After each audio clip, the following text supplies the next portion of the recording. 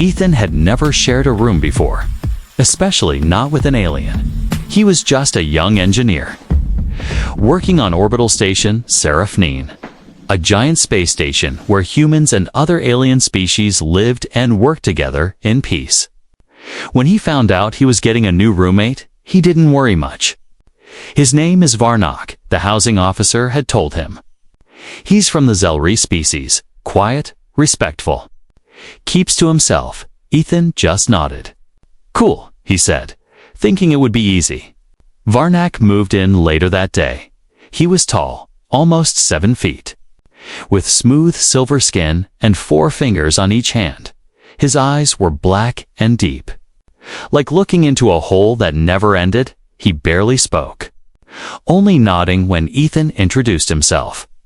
He brought only a few things: a bag of books, some tools, and a small glowing cube he placed on his side of the room. The first few days were calm. Varnock woke up early, meditated in silence, then left for his job in the biolabs. Ethan didn't mind the quiet at night. They would both lie in their bunks, the soft hum of the station around them. Ethan thought it was going to be a smooth ride, but then the sound started. It was late. Maybe 2 or 3 in the morning when Ethan woke up to something strange. At first, it sounded like a low growl, soft and deep, like a distant thunder. He sat up in bed, blinking. Unsure if he was dreaming, the sound stopped. Varnock was lying in his bed, facing the wall, perfectly still. The next night, it happened again. This time it was louder, a growl, then a strange clicking noise, followed by what sounded like a heavy breath or whisper. Ethan sat up quickly, heart pounding. "Hey," he called out. "You okay?" Varnock didn't move. His back was to Ethan, body still as a statue. Ethan got up and walked over as he got closer. Varnock's breathing became normal again, and the strange noise was gone. He looked peaceful, like nothing had happened. Ethan slowly went back to bed, but he couldn't sleep. The third night was worse. Ethan heard something like a scream but muffled, distant, like someone was yelling into a pillow. Then scratching, like claws scraping against metal. He turned on the light, heart racing. Varnock was awake this time, sitting cross-legged in the dark corner of the room. Eyes wide open, not blinking. His skin was glowing slightly. A faint blue light pulsing across his arms. "Varnock?" Ethan asked, his voice shaky. The alien didn't answer. He just looked at the wall, breathing hard, like he was fighting something inside. In the morning, Varnock acted like nothing had happened. He got up, showered, and left for work, not saying a word. Ethan didn't know what to think. Maybe this was normal for Zelari. Maybe they had weird sleep habits. He didn't want to ask and sound rude. But he started drinking more coffee to stay awake, afraid of what he might hear next. Then came the 5th night. Ethan woke up to a loud bang. Something had hit the wall hard. He turned on the light and saw deep claw marks on the metal panel beside Varnock's bed. Varnock was on the floor, sweating, shaking, his fingers twitching like they were trying to grab something invisible.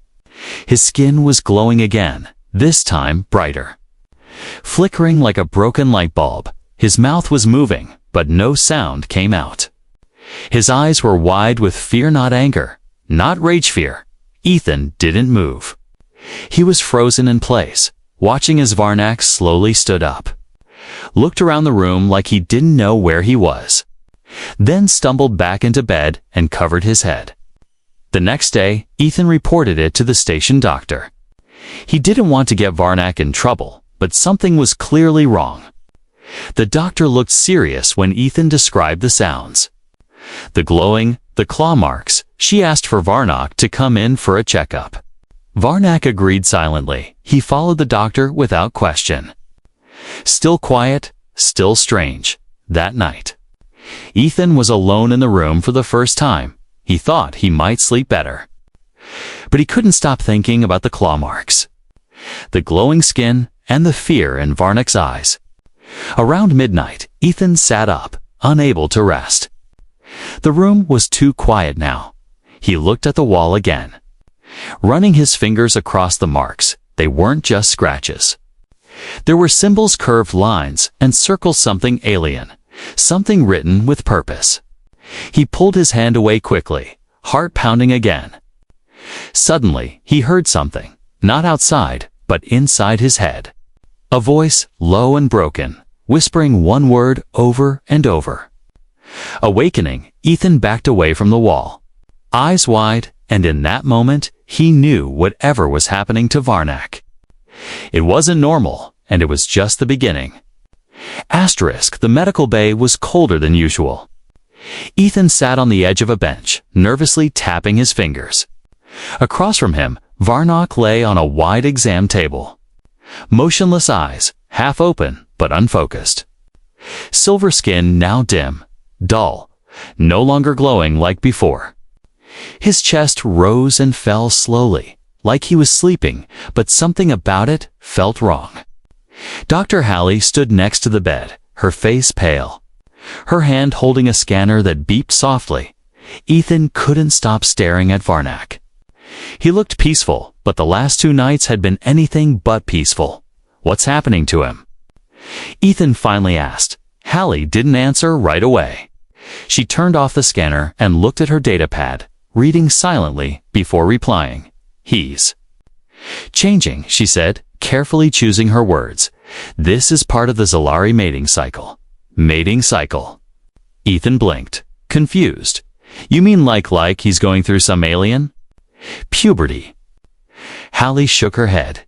It's more serious than that. She walked over and lowered her voice. The Zalari have a seasonal biological event every 3 years.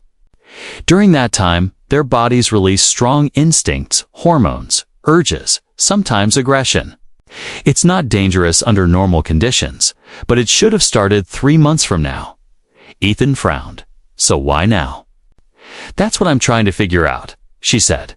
Something triggered it early. And we don't know what. A low groan came from the bed. Ethan turned and saw Varnak's hand twitch, his fingers curling, then stretching wide like claws. He muttered something in his language, a whisper that made the lights flicker slightly. The room fell quiet again. Hallie walked over to the console and pressed a button. I need to keep him here for observation, she said. You can go back to your room for now.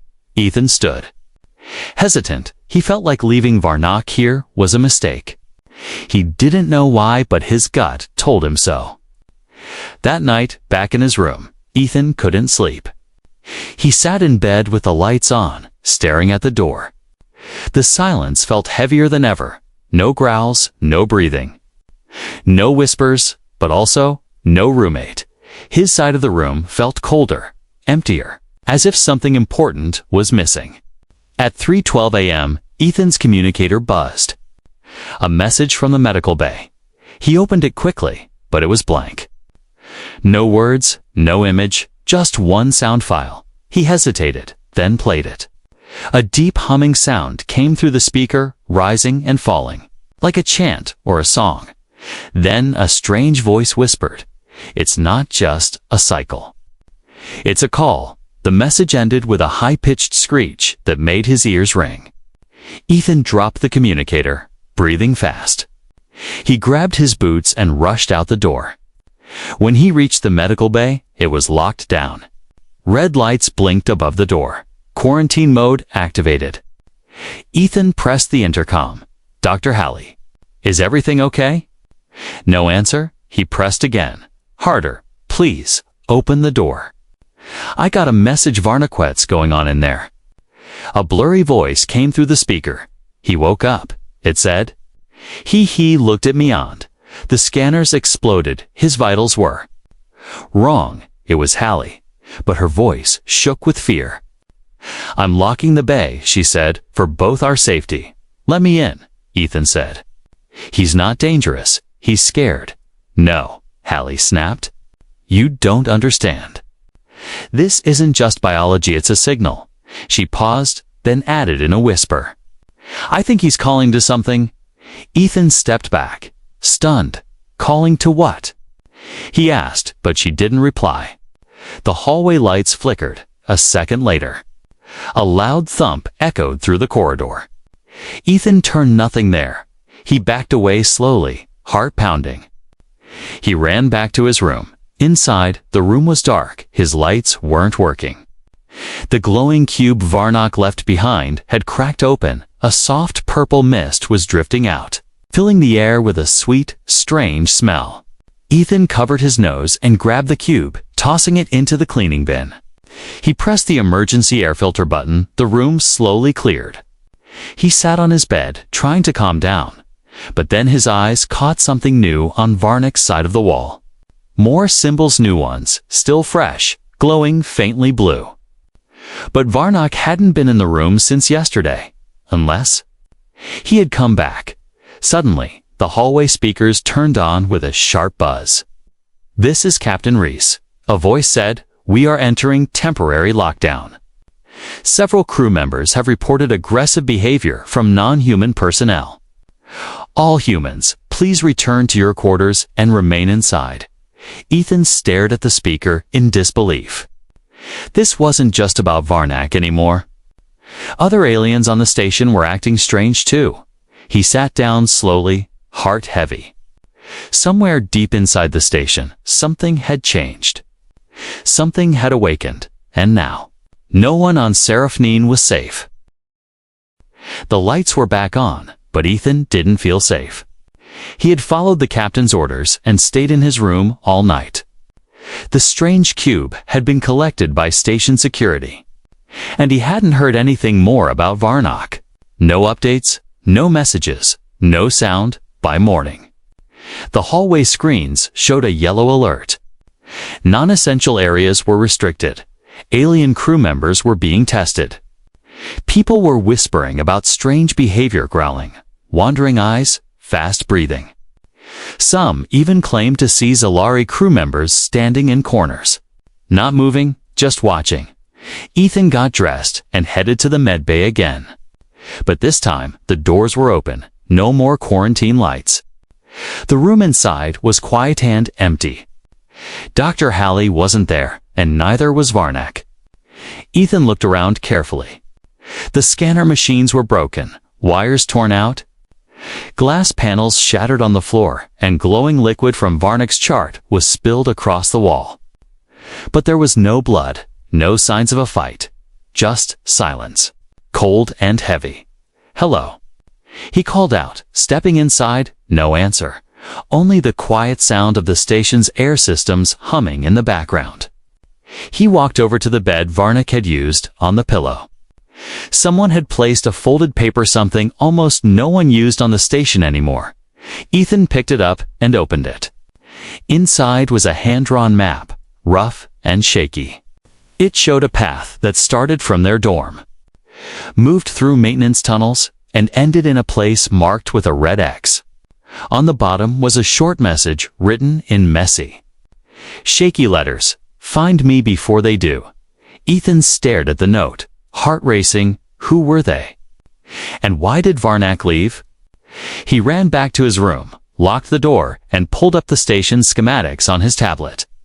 The coordinates matched the lower maintenance deck section of the station that hadn't been used in years. It was dark, dusty, and officially off-limits. He packed a flashlight, a pocket tool, and a small stun pen just in case.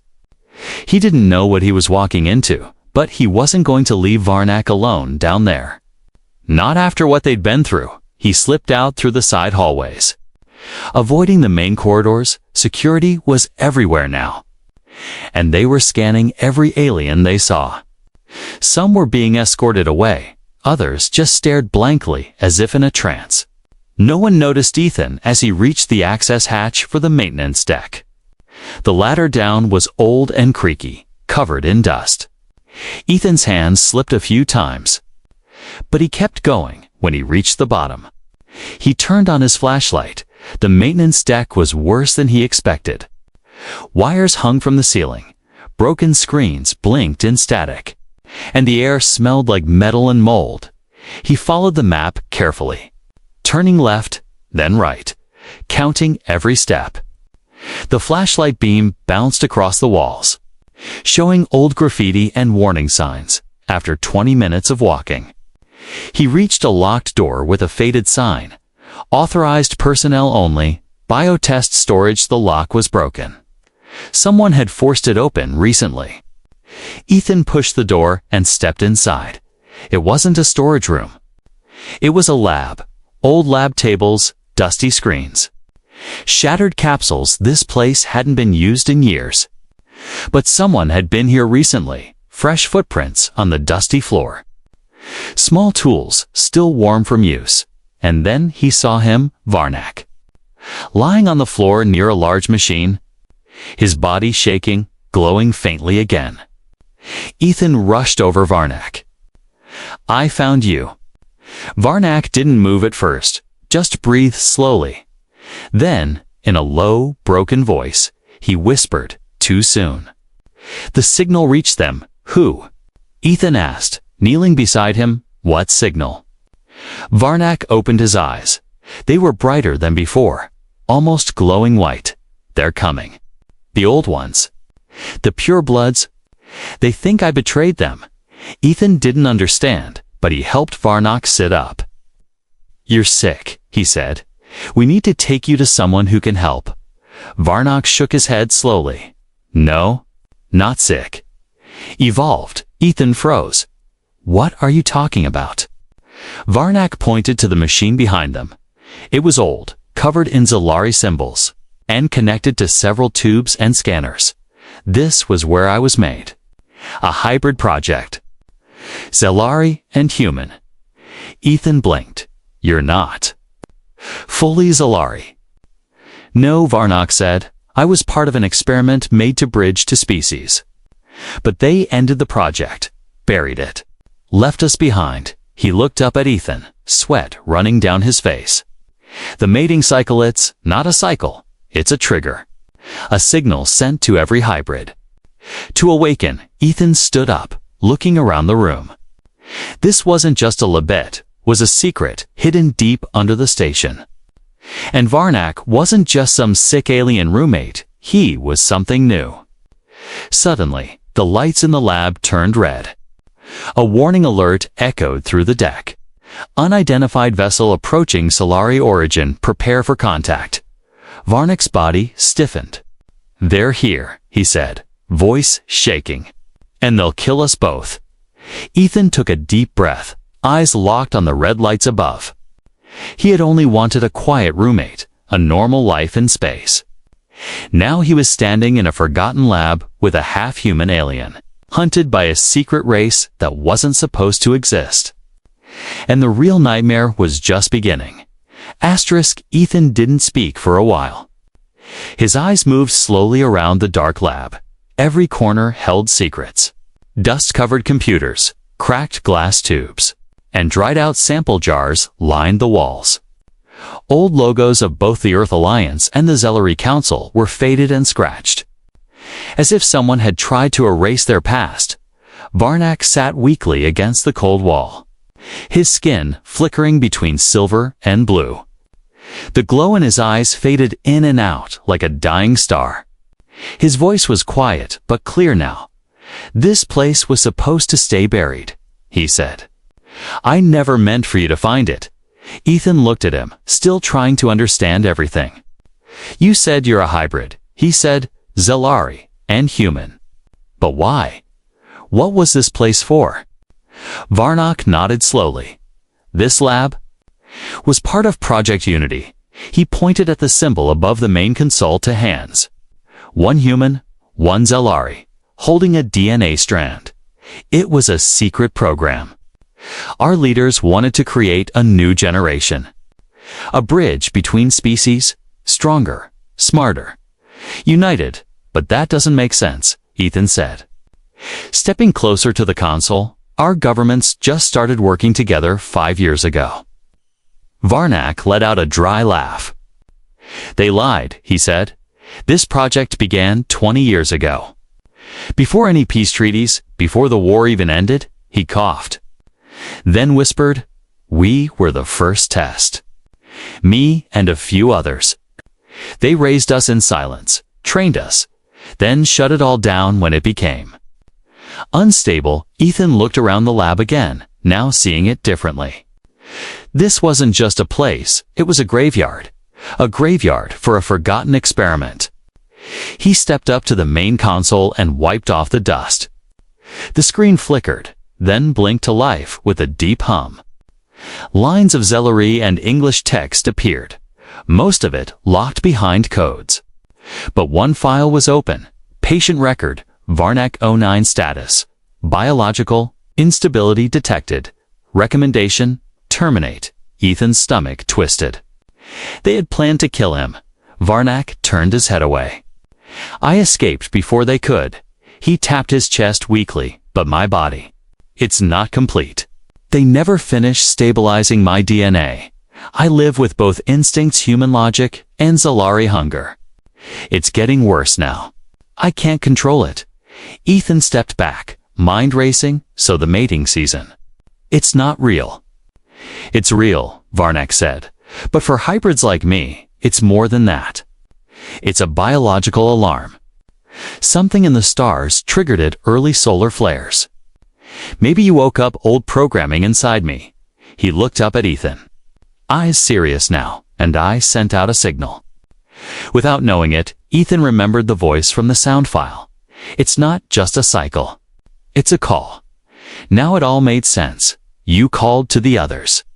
Ethan said, to the original Zellery. They think I'm dangerous.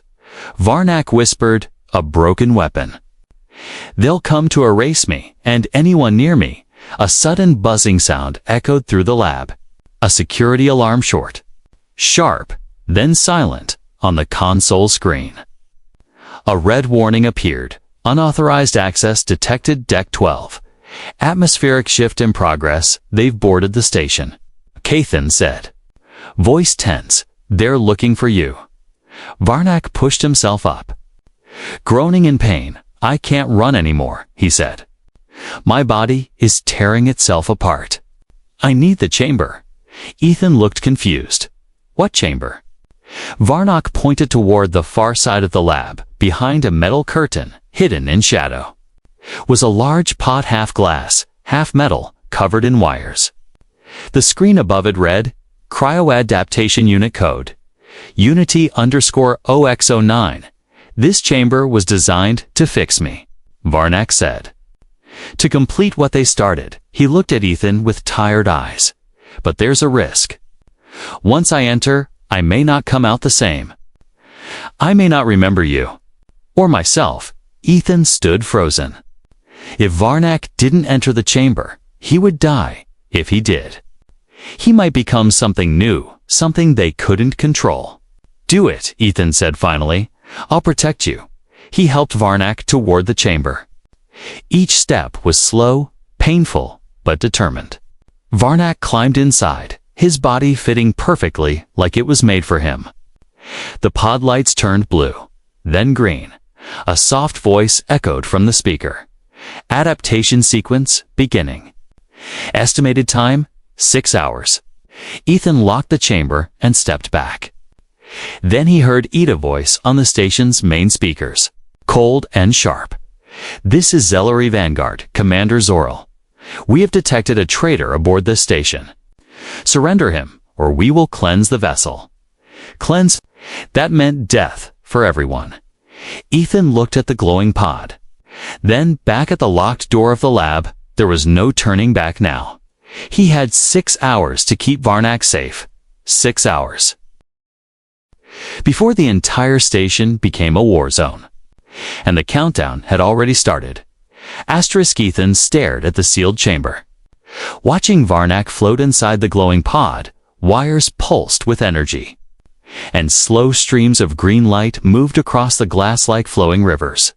Varnak's eyes were closed now. His body still, the adaptation had begun. Outside the lab, the station was falling apart. The Zellery warship had docked at Bay 6 without permission. They came fast, quiet, and angry, and they didn't ask questions. The first attack happened in the cargo wing. A maintenance worker screamed through the intercom before it cut off. Security tried to respond, but they were overpowered. The Zelari moved like shadows, fast and silent. Disabling cameras and jamming signals, Ethan watched the alerts on the lab's old console. Red warnings popped up every few seconds. Crew missing Bay 7, weapons offline, Hall C. Unauthorized movement, central spine they were spreading, and they were looking for someone. Someone they believed betrayed them, Varnak. Ethan stepped away from the console and paced the lab, trying to stay calm. He had 6 hours to protect his roommate, his friend, and only one weapon, a small stun pen that could barely knock out a cleaning drone. He opened the storage lockers in the back of the lab. Most of the supplies were old or broken, but he found a power core, a heat sensor, and a portable shield emitter, half working, but better than nothing. He clipped it to his belt and took a deep breath. Time to prepare. As he turned, a noise echoed from outside the lab, metal scraping on metal. Then silence. Ethan froze. The hallway lights dimmed, and the door screen blinked red for a second before clearing again. Someone was out there. He moved quickly, locking the door manually, then disabling the biometric scanner. If they tried to get in, it would take time he could use. He checked the chamber again. Varnak was still unconscious, but the chamber's systems were stable. Adaptation progress. 12%, the screen said. Only 12%. He needed to slow the Zelari down, distract them, or they would reach the lab too soon. Ethan opened the wall panel and activated the old maintenance tunnel map. One path led straight to the central air system. An idea formed in his mind. Risky, but maybe it would work. He grabbed the power core and heat sensor, connected them with wires, and set the device to overload. It wouldn't cause a big explosion, but it would create a strong heat signal, enough to attract attention. He placed the device inside a cleaning bot and sent it through the tunnel toward Hall B. As the bot rolled away, Ethan watched the hallway cams. A few minutes later, 3 tall Zelari moved quickly through the hall, their silver armor reflecting the emergency lights. They stopped near the tunnel opening. One of them pointed at the floor. Then they split up, following the wrong signal. The trap worked, but only for now. Back in the lab, Ethan sat beside the chamber, wiping sweat from his forehead. His heart was pounding, his throat dry. "Varnak," he whispered, "I hope you wake up in time." Suddenly, a loud crack came from the hallway door. Someone was trying to force it open. Ethan grabbed the stun pen and activated the shield emitter. Setting it to maximum, the old device glowed weakly, forming a small energy barrier in front of the chamber. The door dented inward, then again, louder this time. Whoever was out there wasn't using stealth anymore. They were done hiding. Another bang, and part of the door panel flew off. Sparks shooting into the lab, a clawed hand reached inside. Trying to unlock the manual latch, Ethan shouted, "Stop. He's not your enemy." No answer, just the sound of metal bending. Then, a voice deep, cold, and full of hate. "Hybrid abomination. He will not be allowed to rise." Ethan's stomach dropped. They knew Varnak was in the chamber, and they were here to end him before the transformation finished. "I won't let you take him," Ethan said. Standing firm, his voice shook, but he didn't move back. The Zelari outside paused for a moment. Then the voice returned. "Lower this time, you protect him. Then you are part of his infection. You will fall with him." The door burst open, and one of the warriors stepped through, taller than Varnak. Armor covered in ancient markings, eyes glowing red. He raised his weapon. Ethan fired the stun pennant, barely slowed the attacker. The shield blocked the next strike, but it sparked and dimmed. Then suddenly everything stopped. The chamber behind Ethan glowed bright green. A sound like thunder echoed through the lab. Adaptation complete. The pod hissed, then slowly opened, releasing steam. Varnak stepped out, eyes glowing white, body taller, skin shimmering like crystal. He looked different, stronger, calmer. The Zalari warrior turned to attack, but stopped, then fell to one knee. Behind him, 2 more entered, and did the same. They didn't speak. They bowed. Varnak looked at Ethan. His voice deeper now but kind. You protected me. Even when I couldn't protect myself, Ethan just stared. Too stunned to speak, Varnak turned to the warriors. His face hardening, I'm not your weapon. I'm not your slave. I'm the bridge you tried to destroy. The warriors looked up slowly, uncertain, waiting for orders. Then Varnak said one word, leave, and they did. Ethan sat down, breathing hard. His best friend wasn't just an alien roommate anymore. He was something new, something powerful. And the galaxy would never be the same again. The lab was quiet now. The steam from the chamber had faded. The red warning lights no longer flashed, but the silence didn't feel peaceful, it felt dangerous. Like the calm before a storm, Ethan sat on the floor. Still gripping the useless stun pen, his hand shook, and his mind raced to catch up with what just happened. Varnak was standing tall in the center of the room, his body glowing with soft, shifting colors, no longer sick, no longer trembling. His silver skin had become smooth like armor, and his eyes, pure white, had no pupils. No iris, just light. He looked powerful, but also different. Varnak. Ethan said slowly, unsure if the same person was still there. Varnak turned his head toward him and nodded once. I remember, he said, his voice deeper, layered with an echo. I remember everything now. What do you mean? Ethan stood up slowly. I was made to be a hybrid, Varnak explained, not just physically, but mentally. Human and Zalara, 2 thoughts, 2 ways of thinking. But both were locked inside me, fighting. He touched his chest lightly. The chamber didn't just fix my body. It unlocked my mind. I can feel it now, who I am, who I was made to be. Ethan took a step closer. Are you? Still, you? Varnak looked at him for a long moment, then said quietly, you are my friend. Ethan. That part hasn't changed. Ethan finally breathed again, the tension leaving his shoulders for a moment. But it didn't last. Then why are they still here? Ethan asked, pointing to the hallway.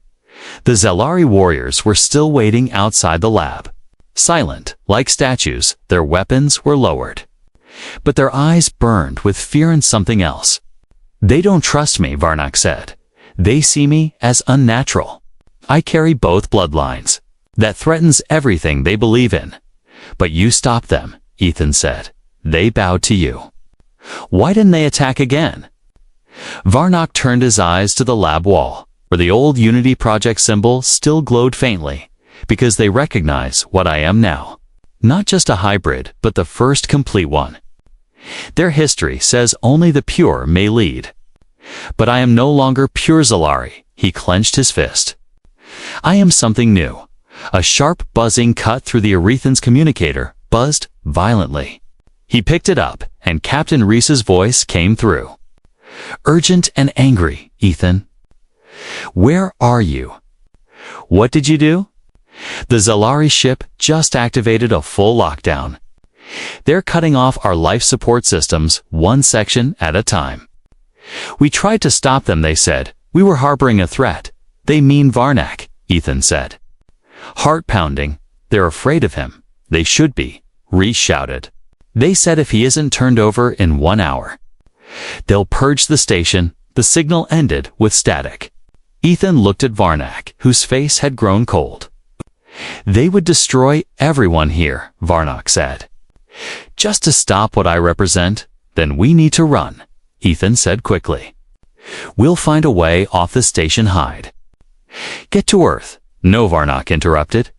If I run, they'll see that as weakness. They'll follow. More will come. You'll never be safe. He stepped forward, calm and confident. There's only one way. I have to finish the change knot just inside my body. But outside too. Ethan frowned. What does that mean? I have to show them I'm not afraid of what I've become, Varnak said. I have to take control. He looked toward the warriors. If I step into the Zellery Mynetha command link, they will hear my thoughts. All of them. I will show them what I see. What I feel, but... He hesitated. If I do that, I may lose myself. I may forget who I was before. Ethan stepped forward, grabbing his arm. Then don't do it. There has to be another way. Varnak smiled slightly. You said you'd protect me, he said. Now it's my turn to protect you. He walked past Ethan and stepped toward the hallway. The warriors raised their heads, watching closely. Varnak raised his hand and spoke in their ancient tongue. The air shimmered around him as he connected to the mind net. A glowing circle appeared above his head. Spinning with energy, his body rose a few inches into the air, and light poured from his skin. Then everything shook. Alarms across the station went off, and crew members screamed as emergency lights blinked across every deck. But in the lab, all was still. Ethan watched as memories, visions, and images flickered in the air around Varnak's childhood in a lab. The pain of testing, the loneliness of being different. But also memories of Ethan, of laughter, of trust. Of choosing kindness instead of violence. The warriors' faces changed. Their expressions softening, one by one. They fell to one knee again, this time not out of fear, but out of understanding. Varnak slowly lowered to the floor. The circle of light fading, he opened his eyes. No longer white but glowing gold, he was still Varnak. But he was more now. He turned to Ethan. His voice steady and warm. They saw what I saw. They know now. The future doesn't belong to purebloods. It belongs to those who choose who they are. Ethan smiled.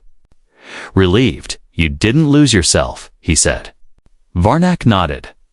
No, he said softly. I found myself. The warship left the station before sunrise. No bombs were dropped, no fires lit, no lives lost. The Zellery warriors bowed one final time before disappearing into the silence of space. No words, just acceptance. Varnak stood at the observation window, his new body glowing gold under the soft lights of the docking bay. He didn't speak for a long time. He just watched the stars, as if searching for something far beyond them. Not a place, but a feeling. Ethan stood beside him, still processing everything. So, it's over, he asked quietly. Varnak shook his head slowly. No, he said. It's only begun. The next day, the entire station changed. The captain called an emergency meeting. Humans and aliens, engineers and officers. Scientists and workers all gathered in the central hall, not out of fear, but curiosity. Varnak walked onto the platform alone. No guards, no weapons. He stood calmly, tall and silent as everyone waited. I was created in secret, he began. His voice clear but gentle. I was meant to be a weapon, a tool, a project. He paused, then added, but I became something else. Something no one expected. He looked out at the crowd, some nervous, some in awe. I carry the DNA of two species that once feared each other, he said. But fear is a choice. And so is peace. Ethan watched from the side, heart full. He remembered their first meeting, the quiet alien roommate who never spoke, who sat in silence. Now, that same alien was standing before hundreds, no longer hiding. The old ways are ending, Varnak continued. I am not your enemy. I am not your experiment. I am the bridge. No one moved at first. Then someone clapped slowly, nervously. Then another joined, then another. And soon the hall echoed with applause. It wasn't just respect. It was recognition. After the speech, Ethan found Varnak sitting alone in the garden dome. Plants from Earth and Zellery worlds grew side by side under glowing lights. The place was quiet, peaceful. You know, Ethan said, sitting beside him. You're really bad at being a quiet roommate. Varnak smiled. Just a little. I was trying to fit in, he replied. You ended up rewriting history instead, Ethan said. Chuckling. Not bad. They sat in silence for a while, listening to the soft hum of the garden filters. Then Varnak said, They've offered me a position. Ethan raised an eyebrow. What kind of position? Diplomatic commander, Varnak said, a representative of both species, Earth and Zellery. Wait, Ethan said. So you'd be like a living peace treaty. Something like that, Varnak said. But I won't do it alone. Ethan blinked. What do you mean? I want you to come with me, Varnak said, turning toward him. You understand both sides. You saved me when I couldn't save myself. I need someone who sees people, not just species. Ethan laughed, half from shock, half from emotion. You're asking me to be an ambassador. I'm asking you to be my partner, Varnak said. In building something new, Ethan looked at the stars beyond the garden dome. He had joined Seraph 9 just to fix machines and enjoy space. He never expected to become part of something bigger. After a long pause, he nodded. All right, he said. Let's build something better. Weeks passed, and the Unity project was officially reopened, not in secret, but with open eyes and open hearts. The lab was repaired and turned into a cultural research center. Varnak and Ethan led the first official Human Solari Summit. This time, there were no hidden tests. No lies, only questions, ideas, and hope.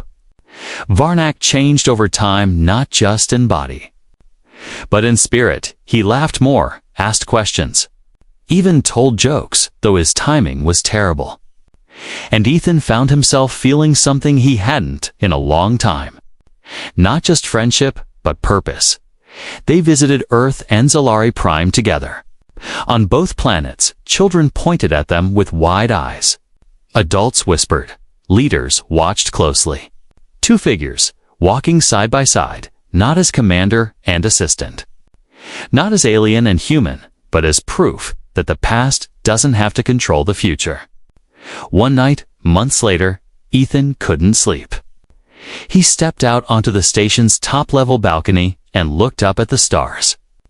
Varnak joined him silently, holding 2 cups of warm synth coffee. They stood side by side, just like the first time. You know, Ethan said, sipping slowly. Sometimes I still hear weird noises in my sleep. Old instincts, Varnak replied. They take time to fade. Ethan smiled. I'm used to it now. He glanced over. Just don't shed skin in the shower again. Varnak nodded. Serious, noted. They stood in silence for a while. Then Varnak looked at the stars and whispered, There will be others like me. One day, Ethan nodded, and they won't have to be afraid. No, Varnak said softly, they'll be ready. And somewhere, far beyond the station, in the deep silence of space, the future waited.